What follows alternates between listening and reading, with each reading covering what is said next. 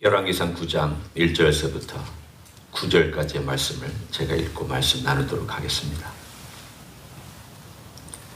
솔로몬이 여호와의 성전과 왕궁 건축하기를 마치며 자기가 이루기를 원하던 모든 것을 마친 때에 여호와께서 전에 기브온에서 나타나심같이 다시 솔로몬에게 나타나사 여호와께서 그에게 이르시되 네 기도와 네가 내 앞에서 간구한 바를 내가 들었은즉 나는 네가 건축한 이 성전을 거룩하게 구별하여 내 이름을 영원히 그곳에 두며 내 눈길과 내 마음이 항상 거기에 있으리니 네가 만일 네 아버지 다윗이 행함같이 마음을 온전히 하고 바르게 하여 내 앞에서 행하며 내가 네게 명령한 대로 온갖 일에 순종하여 내 법도와 율례를 지키면 내가 네 아버지 다윗에게 말하기를 이스라엘의 왕이 오를 사람이 내게서 끊어지지 아니하리라 한대로 네 이스라엘 왕위를 영원히 견고하게 하려니와 만일 너희와 너희나 너희의 자손이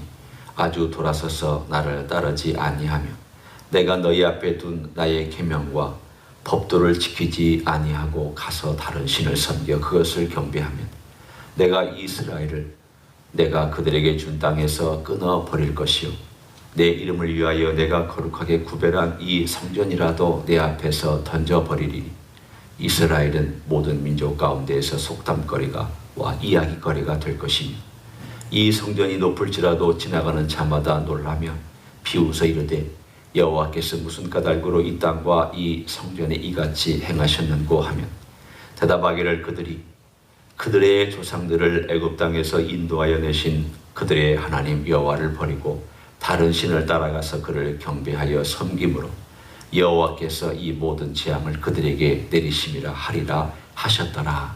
아멘. 솔로몬이 왕위에 오른 지 하나님의 성전과 또 자기의 왕궁을 지은 그 세월 모든 걸 다 합치고 나면 그가 24년을 보냈습니다.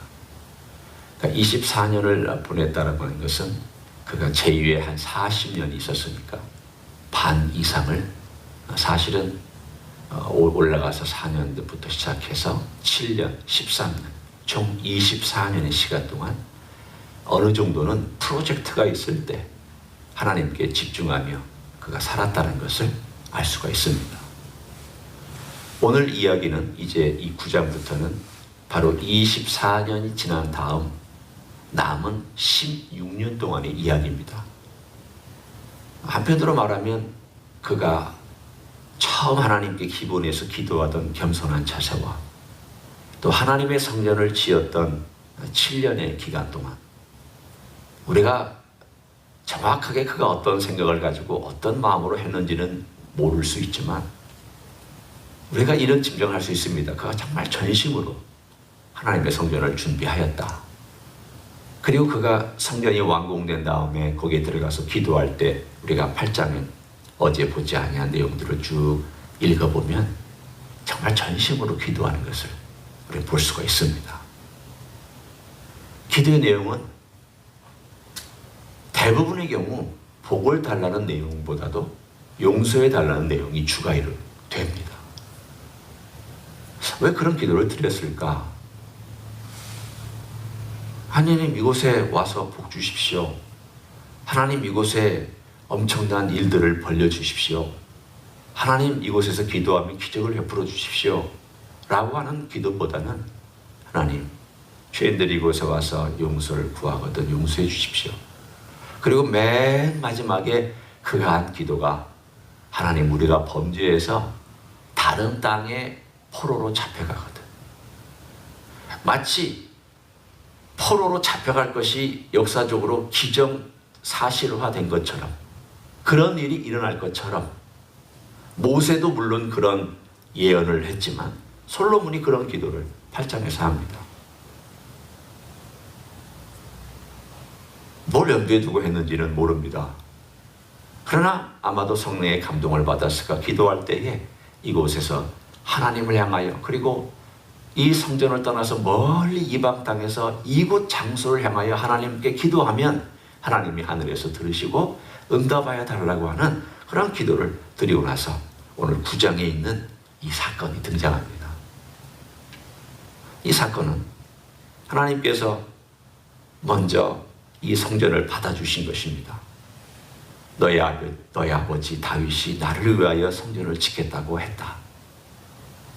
나는 받아줬다. 내가 다윗 보고 성전 지으라고 하지 않았다. 성전은 순전히 다윗의 헌신의 산물이다. 그렇지만 내가 받아주는 것이다. 나는 화려한 궁전 지으라고 하지 않았다. 나는 화려한 성전 지으라고 하지 않았다. 나는 성전 필요 없다. 하나님 성전 필요 없습니다. 온 우주가 하나님의 보좌고 이 땅이 하나님의 발등상이기 때문에 그 화려한 성전 필요 없습니다.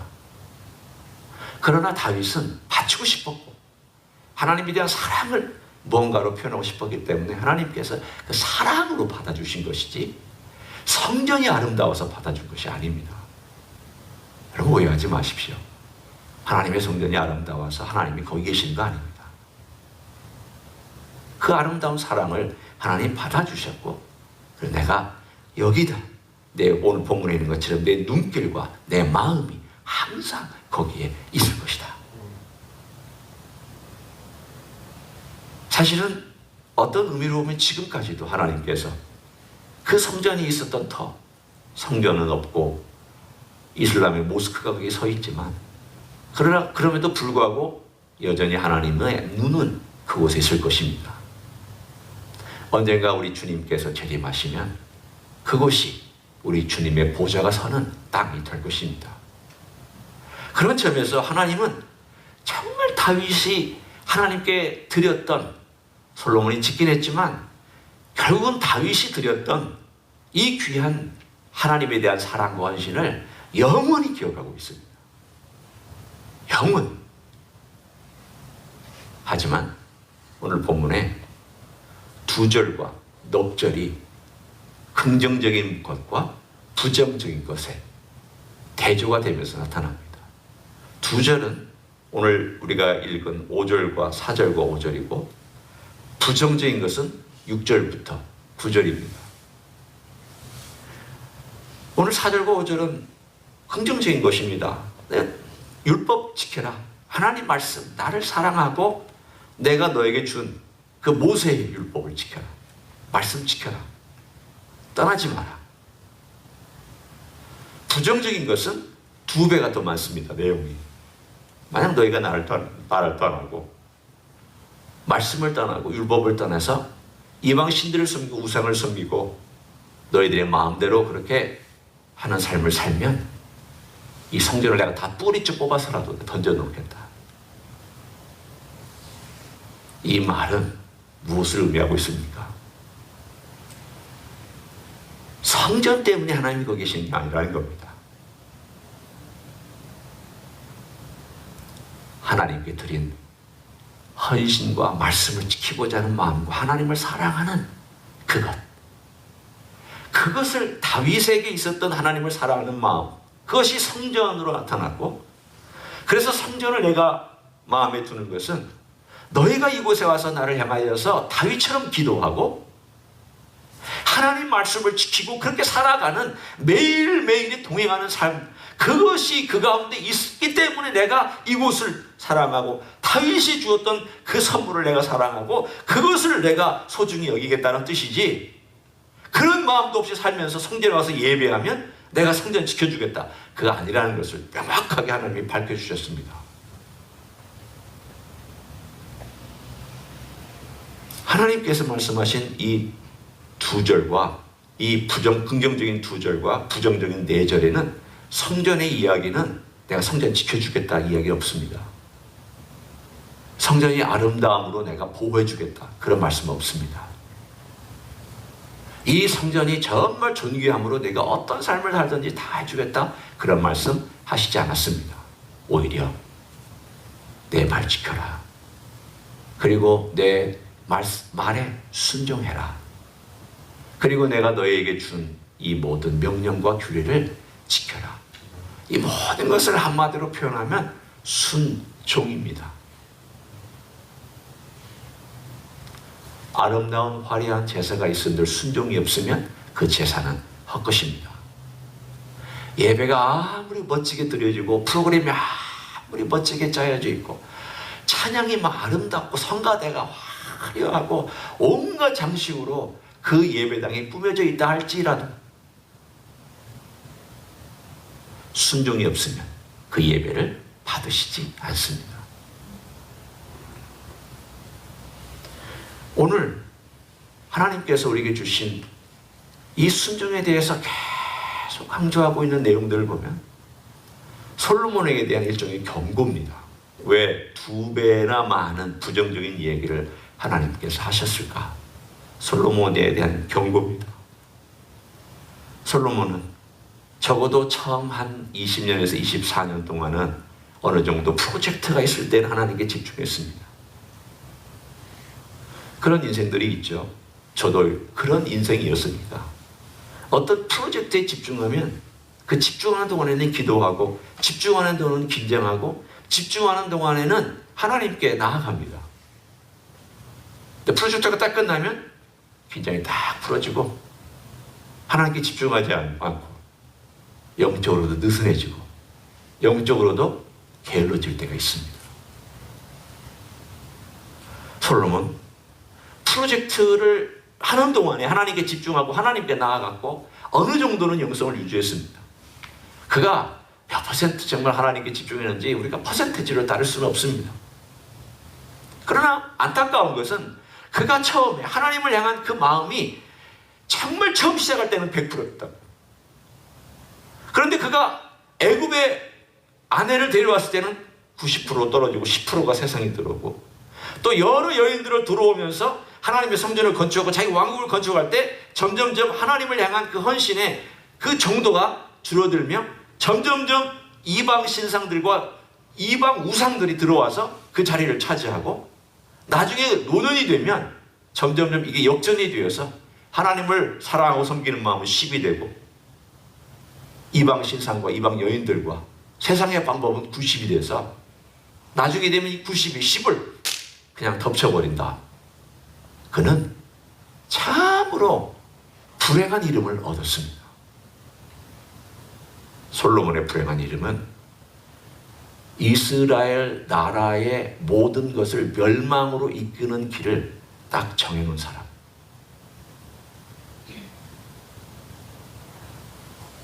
아름다운 이름이 아니지 않아요. 화려하지만 아름다운 이름 아닙니다. 오늘 이것을 우리들에게 보여주는 반대 이야기가 있습니다. 바울의 얘기를 제가 합니다. 바울은 평생 동안 가시 때문에 아파했던 사람입니다. 수많은 고난 때문에 힘들고 육체적으로 고달팠습니다. 육체적으로 고달프고 지치면 얼마나 사람이 쉽게 얘기하면 내가 그만했으면 좋겠다. 이런 일들이 좀 일어나지 않았으면 좋겠다. 여러분 그렇지 않습니까? 너무 많이 아프면 더 이상은 아팠으면 좋겠다. 너무 힘든 일이 많으면 이제 이런 일들이 좀 끝났으면 좋겠다. 이런 마음을 가질 정도로 그는 힘든 인생을 살았습니다. 그렇다고 그가 마음의 평안이 없었다는 뜻 아닙니다. 그런 하나님 주님께서 늘 지켜주셨기 때문에 고난 가운데 늘 마음의 평안이 있었습니다. 이 두 가지가 늘 모순적으로 같이 있었습니다. 주님 때문에 마음의 평안과 확신은 있었지만 한편으로 육신적으로 힘들고 자기 육체에 있는 이 가시, 병 때문에 늘 시달렸습니다. 다 어려웠습니다. 그래서 주님께서 다른 건 몰라도 이건 안 고쳐주셨습니다. 이 가시만큼은 빼내주지 않았습니다. 열심히 기도했지만 바울에게 얘기했습니다. 바울아, 내가 이거 고쳐주지 않겠다. 내 은혜가 네게 족하다. 네 약함으로 인하여 네가 강함을 경험한다. 이 연약함 때문에 네가 나의 강함을 경험하는 것이다. 내가 이것마저 너 해결해 주면 너는 오히려 너의 강함 때문에 약해진다. 자, 솔로몬과 이 바울의 얘기를 한번 대조해서 봅니다. 솔로몬 부족함이 없습니다. 다 했습니다. 자기가 원하는 대로 건축하고 원하는 대로 부인들 얻고, 원하는 대로 정치적인 동맹 맺고, 원하는 대로 부유와 명성을 다 쌓았고, 원하는 대로 지혜 다 가졌습니다. 부족한 게 뭐가 있습니까? 이 세상 관점으로 따지면 이 미국 사람들 중에 이 솔로몬 같은 그런 사람이 한둘은 있을 수 있지만, 솔로몬 같은 권력과 돈과 명예와 여자와 그리고 국제적인 관계와 지혜 가진 사람, 그 여기 전에도 없었고 후에도 없다고 주님 말씀하신 것처럼 없었습니다. 완벽한 어떤 의미로 보면 사람입니다. 그런데 그는 불행한 이름이 되었고, 바울은 멋있는 이름이 되었습니다. 뭐의 차이점입니까? 육체의 가시를 하나님께서 남겨놓으시고, 주님께서 남겨놓으시고, 그 육체의 가시, 다른 말로 하면 십자가의 길을 다윗 그리고 바울 그리고 많은 마지막까지 잘한 사람들의 그 이름들을 보면 그 가시 때문에 힘들어하고, 가시 때문에 괴로워하고, 가시 때문에 불편해하고, 가시 때문에 주님의 은혜를 찾았던 사람들입니다. 고난은 그래서 우리에게 필요합니다. 우리가 원해서 만들어낸 고난을 제가 얘기하는 건 아닙니다. 물론 그것이 또 우리에게 왔을 때 그것도 우리에게 영적으로 깨우침을 줄 수 있지만, 그러나 내가 원치 아니하는 어떤 육체의 가시들, 또 내가 살아가면서 갖는 여러 가지 예수를 믿으면서 갖는 그러한 불편한 것들, 예수 믿으니까 불편한 거 많이 생기잖아요. 옛날에 세상 방법대로 살았지만 이제 세상 방법대로 살지 않으니까 불편하잖아요. 그게 내가 자기 십자가를 지고 걸어가는 길이잖아요. 그런 것들, 이런 모든 것들이 우리가 이 땅 위에서 솔로몬 같은 결론을 맺는 것이 아니라 바울 같은 결론을 맺도록 주님께서 우리를 붙들어주는 그런 것임을 저는 분명히 믿습니다. 그렇기 때문에 우리가 기도하잖아요. 그렇기 때문에 우리가 주님을 붙들잖아요. 고난의 길이 힘들지만 주님이 나를 부르시나 보다. 어려운 문제가 생기면 주님께서 내 마음의 문을, 너 기도할 때다, 너 내게 무릎 꿇을 때다, 나를 찾을 때다. 그런 매일매일의 삶, 어떤 의미로 매일 우리가 똑같은 퀄리티를 가지고 주님을 따를 수는 없지만, 그래도 매일매일의 삶 가운데서 우리의 연약함과 또 여러 가지 상황과 여러 가지 것들을 통하여서 주님과 동행하는 삶이 쌓여져 있을 때, 그것이 바로 네가 나를 떠나지 아니하고 내 말씀을 듣고 순종하려고 애쓰고 순종하고 또 나를 찾고 와서 기도하고, 그러한 모든 삶이 있을 때 내가 너에 향한 모든 것들, 내가 너에 약속한 모든 것들을 내가 분명히 이루리라. 주님이 솔로몬에게 한 긍정적인 약속 2가지, 그러나 또 부정적인 내용 4가지, 이걸 늘 우리는 염두에 두고 우리 주님 앞에서 매일매일의 순종의 삶이 쌓여져 갈 수 있도록. 영성과 순종은 단회적이 아닙니다. 프로젝트가 아닙니다. 한 번 했다고 끝났다가 아닙니다. 매일매일 삶 가운데서 내 결혼 생활, 자녀들과의 관계, 내 물질적인 어떤 관계, 사람과의 관계, 직장 또는 여러 사소한 일들과 결정들, 이 모든 면에서 주님 말씀을 의지하고 우리 주님의 가신 길, 십자가의 길을 생각하면서 무엇이 주님의 길인가, 무엇이 주님이 원하시는 것인가, 그것이 바로 순종의 길인 줄로 믿습니다. 오늘 하루도 이 순종으로 말미암아 멋진 결과, 멋진 인생의 아름다운 작품을 만들어 가시는 여러분 되시기를 예수님의 이름으로 간절히 축원합니다. 기도하겠습니다. 하나님 아버지, 이 세상에 다 갖추었던 솔로몬은 하나님의 2번의 나타나심으로 인한 말씀과 경고에도 불구하고 결국은 자기 힘으로 모든 것을 해내가며 하나님 없이도 모든 것을 성공으로 만들어갈 수 있는 그런 사람이 되고 말았습니다. 결국 그 성공이 실패가 되었으며 결국 그 화려함이 그를 썩게 만든 지름길이 되었습니다. 그러나 주님, 바울의 가시와 같은 가시가 우리에게 있습니다. 연약함이 있습니다. 부족함이 있습니다. 그러나 그것 때문에 우리가 주님을 의지하게 되어서 감사를 드립니다. 주님이 우리를 부르실 때 그 부름 앞에 주님, 제가 여기 있습니다. 저를 부르시니 제가 주님께 옵니다. 주여, 주여 나를 불쌍히 여겨 주시기를 원합니다라고 기도하며 날마다 주님 찾고 주의 말씀이 무엇인가 고민하고 그 말씀에 의지하여 살아갈 수 있는 순종의 삶이 있도록 축복하여 주시옵소서. 이제는 우리 구주 예수 그리스도의 은혜와 하나님 아버지의 극진하신 사랑과 성령 하나님 교통하심의 역사가 오늘도 우리 주님 가신 그 십자가의 길, 바울이 걸어갔던 그 고난과 가시의 길, 우리 또한 이 땅 위에서 걸어가는 동안 불편하지만 주님의 뒤를 따라가는 그 길, 기꺼이 걸어가며 살아가기를 소원하는 가정에서 예배드리는 종들 위에와 이 자리에 참여한 종들 위에와 주임지 희스교회 위에와 이민교회들과 한국교회들과 선교사님들 위해 이제부터 영원히 함께 하실지어다. 아멘.